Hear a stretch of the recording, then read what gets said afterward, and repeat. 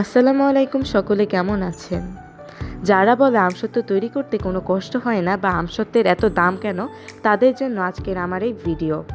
তাহলে চলুন জেনে নিই কীভাবে আমি এই ভেজালমুক্ত সুস্বাদু আমসত্ত্ব তৈরি করি, পাশাপাশি কতটা কষ্ট করে এই আমসত্ত্বের পেছনে তাও জেনে নিই। প্রথমেই আমি আমগুলোকে বেছে নিয়েছি।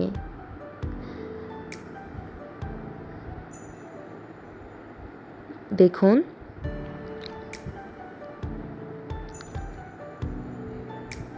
আমগুলোকে পরিষ্কার পানির মধ্যে রাখছি।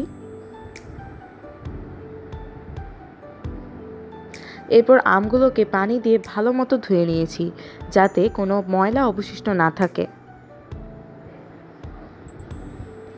আমগুলোকে ধোয়ার পর আমি আমের খোসাগুলোকে ছাড়িয়ে নিচ্ছি। আমের খোসাগুলো ভালো মতো ছাড়িয়ে নিতে হবে। আমগুলোর খোসা ছাড়িয়ে নিয়েছি আমি। এরপর আমি আমগুলোকে চেটকিয়ে নিচ্ছি এবং আটিগুলোকেও বের করে নিচ্ছি। আমগুলোকে ভালো করে চেটকাতে হবে এখানে।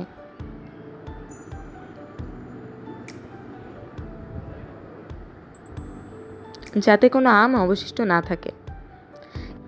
এরপর আমি এটিকে চুলায় বসিয়ে দিয়েছি। দেখুন, ভালো মতো খুন্তি দিয়ে দাঁড়িয়ে নিচ্ছি। তারপর আমি সেটিকে ডালায় ভালো মতন মাখিয়ে ছাদে নিয়ে যাই। দেখুন কতটা কষ্ট করে আমি 120টি সিঁড়ি পেয়ে আমসত্ত্বগুলোকে ছাদে রেখে আসি।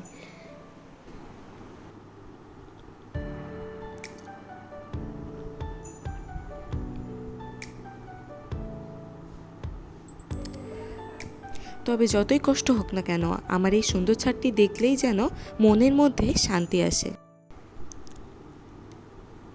আর এই দেখুন কত সুন্দর লাগছে না আমসত্ত্বগুলোকে।